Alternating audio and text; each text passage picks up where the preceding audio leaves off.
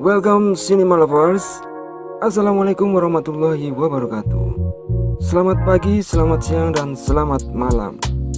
Selamat datang berjumpa kembali dalam Cinemapedia, channel buat kamu yang haus akan dunia perfilman.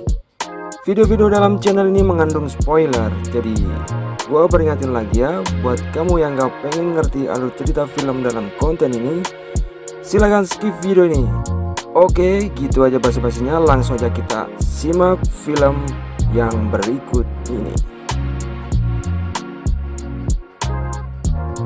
Ini adalah konten kedua dalam channel ini. Film berikutnya yang ingin gua bahas adalah sebuah film psikologi yang keren abis.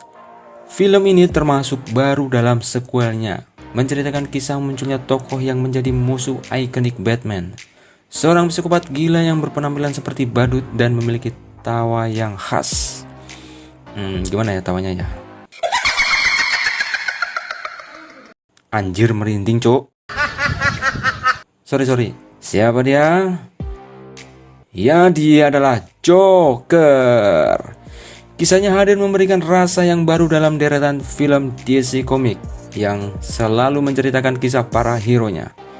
Ini adalah film kontroversial karena rumornya orang-orang yang habis nonton film ini mengalami gangguan mental dan rawan memicu tindakan kriminal. Itu sih rumornya. Bisa juga kan dipakai buat sarana promosi buat menarik lebih banyak penonton yang penasaran. Kalau gua sendiri sejauh menonton film ini gua suka, makanya gua jadikan ini sebagai bahan konten gua yang berikutnya. Bagaimana kisahnya? Oke, check this out. Menceritakan kehidupan pria malang bernama Arthur Fleck yang diperankan oleh Joaquin Phoenix. Bekerja sebagai badut di sebuah agensi, Arthur diperkenalkan dengan sikapnya yang memang terlihat sedikit aneh dan memiliki tertawa yang khas. Adegan dibuka dengan Arthur yang sedang diberikan tugas membawa papan iklan di sebuah toko musik. Ia menari-nari dengan papan tersebut untuk menarik perhatian orang-orang. Tiba-tiba, seseorang memukul papan iklan tersebut sehingga membuatnya terjatuh.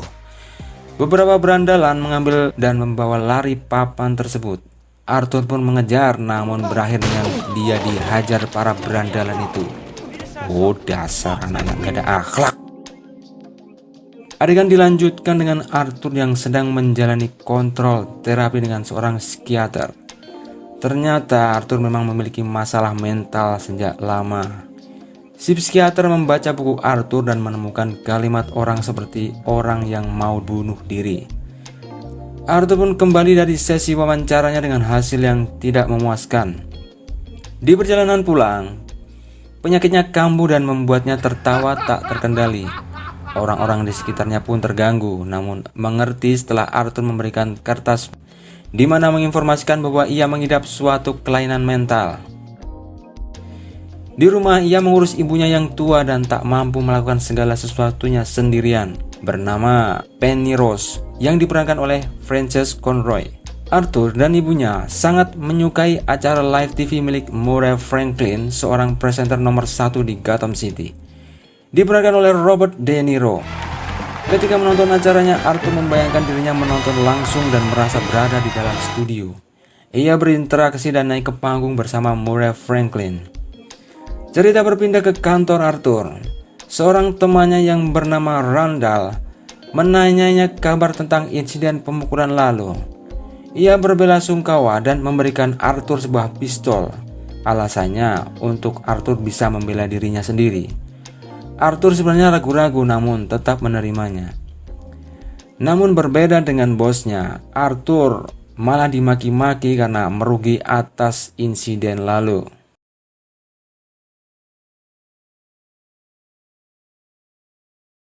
Sepulang bekerja, Arthur bertemu dengan Sophia, perempuan manis yang tinggal di satu gedung dengannya. Diam-diam Arthur sering mengikuti gadis ini sewaktu mengantar anaknya sekolah dan berangkat bekerja. Ternyata Sophie ini tahu kalau diikuti sama Arthur. Lalu sepulang ke apartemen mereka, Sophia menegur Arthur. Anehnya Sophie malah tidak marah dan seperti memberikan lampu hijau ke Arthur. Esok harinya Arthur diundang untuk menghibur anak-anak di rumah sakit. Ia menari dan melucu di depan anak-anak itu. Saat ia menari, ia tak sengaja menjatuhkan pistol pemberian Randall. Suasana berubah canggung dan hiburan pun gagal. Secara gitu kan, ngapain juga nih badut bawa-bawa pistol. Mengetahui hal ini, bos marah besar dan langsung memecatnya.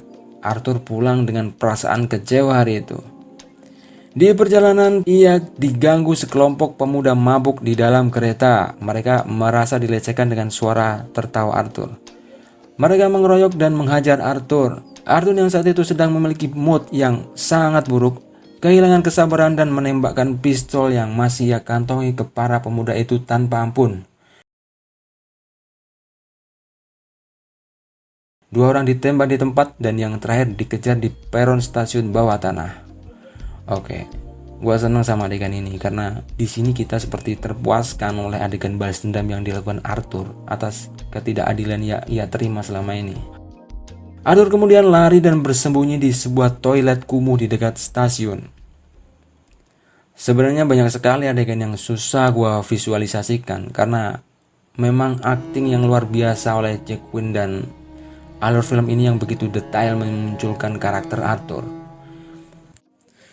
Berita kematian 3 pemuda Wall Street langsung menjadi headline dan perhatian kota Gotham. Tak terkecuali di tempat kerja Arthur. Saat berbenah barang miliknya, banyak teman Arthur yang menyayangkan kejadian waktu di rumah sakit sehingga membuat Arthur harus kehilangan pekerjaannya. Arthur begitu membenci Randall yang tak mengakui bahwa dirinya lah yang memberikan pistol kepadanya. Hari bertambah menjadi semakin buruk dengan kenyataan bahwa Arthur tak lagi memperoleh layanan pengobatan di psikiater karena dana telah dihentikan oleh Dewan Kota. Sehingga layanan tutup dan Arthur tak dapat kembali memperoleh obat-obatannya. Suatu ketika Arthur mencoba peruntungannya. Ia mendatangi sebuah klub pertunjukan komedi tunggal. Ia mempersiapkan segala hal dari penampilan, materi lelucon yang akan disampaikan. Namun begitu dia tampil, ia sangat gugup dan membuat penyakitnya kambuh.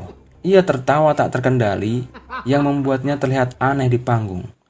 Di sudut ruangan ia melihat Sophia tersenyum kepadanya. Arthur terlihat menjadi lebih percaya diri dan mampu menguasai panggung. Malam itu ditutup dengan Arthur yang berjalan-jalan dan mendapatkan hati Sophia. Arthur pulang dengan perasaan bahagia. Ia mendapati ibunya tertidur dengan sepucuk surat yang ditulisnya untuk Thomas Wayne, seorang tokoh kota, mantan bos ibunya dulu. Setelah mengantarkan ibunya tidur, Arthur penasaran dengan isi surat tersebut yang sering ibunya tulis untuk mantan bosnya dulu. Isinya begitu mengejutkan karena menyebutkan Arthur adalah anak dari hubungan gelap dengan mantan bosnya itu dulu. Arthur begitu marah kepada ibunya. Arthur yang penasaran atas fakta tersebut mendatangi langsung kediaman Wayne. Di pintu gerbang secara kebetulan Arthur bertemu dengan anak tunggal Thomas Wayne. Lo tahu siapa?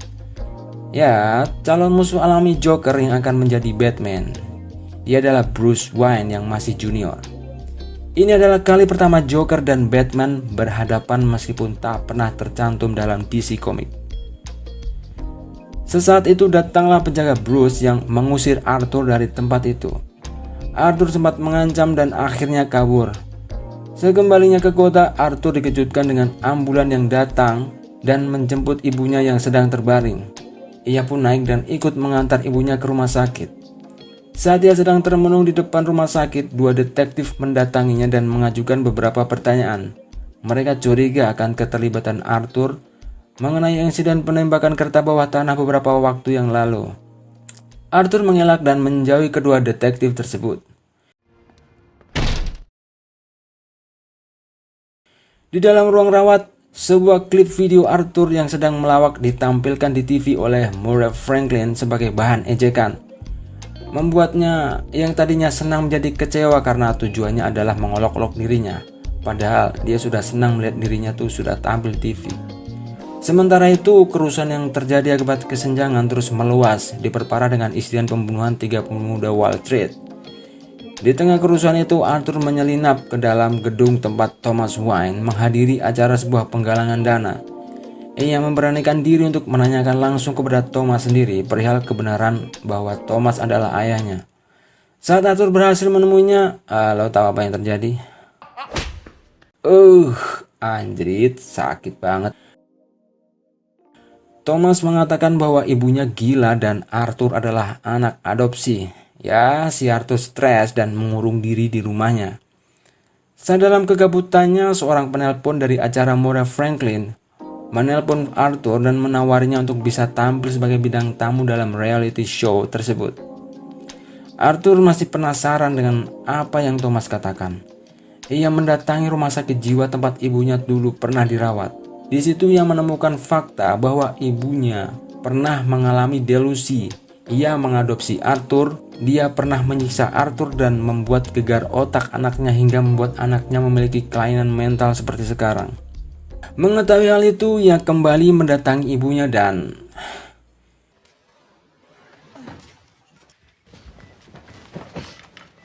gila ini orang ini. Ibunya sendiri dibunuh, men. Dia pun puas akan hal itu. Oh ya, ada fakta lain yang mengejutkan bahwa ternyata delusi ibunya itu menurun pada Arthur. Jadi selama ini Arthur tak pernah dekat dengan Sophia. Sophia juga tak pernah benar-benar ada dalam hidup Arthur, hanya ada dalam khayalannya. Hari di mana Arthur akan tampil dalam acara Moira Franklin telah tiba. Ia berlatih agar tak terlihat canggung di atas panggung. Bahkan ia mengecat rambutnya berwarna hijau agar terlihat lebih menarik. Namun saat sedang asik bersiap, dua orang mantan rekan kerjanya datang, Gary dan Randall. Nampaknya ini adalah hari yang buruk bagi Randall karena tanpa diduga Arthur menyerang dan menghabisinya.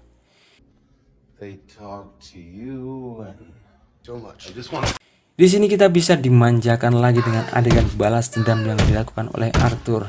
Anjir nih, ngikut psikopat nih gua. Setelah puas, Arthur membiarkan Gary yang ketakutan pergi.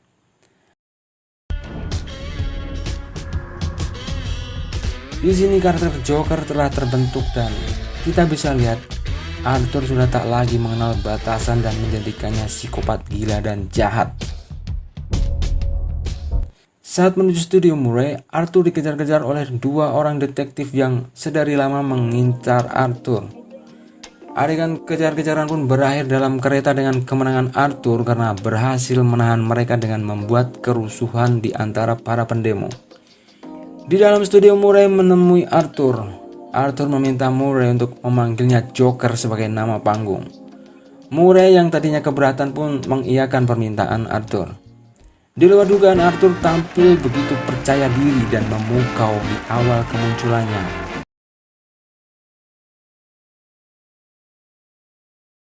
Namun, ketika duduk dan diminta memberikan leluconnya, ia seperti kehilangan bahan dan mulai berbicara ngelantur.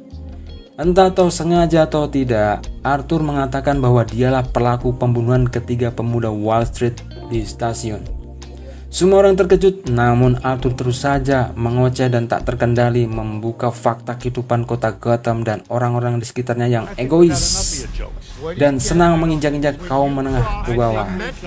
Tak terkecuali Murray yang mengundangnya hanya untuk memperolok Arthur untuk menaikkan rating acaranya. Di puncak kemarahan, Arthur menembak Murray tepat di kepalanya. Acara kacau dan Arthur ditangkap. Pernyataan dan aksi Arthur di TV memicu gerakan revolusi besar di kota Gotham. Kerusuhan terjadi di mana-mana. Arthur dianggap sebagai pemimpin gerakan dan diselamatkan sekelompok pendemo dari penahanan polisi. Akhir yang betul-betul epic.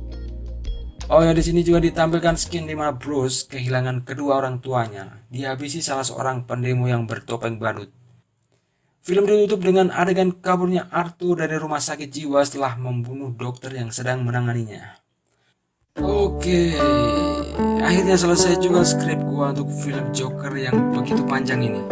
Ya, masalah bagus enggak film ini tergantung persepsi ya, tapi kalau buat gua film ini sangat layak buat ditonton. Kalau kamu suka video ini silahkan like, share, dan subscribe channel ini. Bantu kami agar channel ini makin berkembang. Gua Rojali, kita jumpa di video selanjutnya. Wassalamualaikum warahmatullahi wabarakatuh.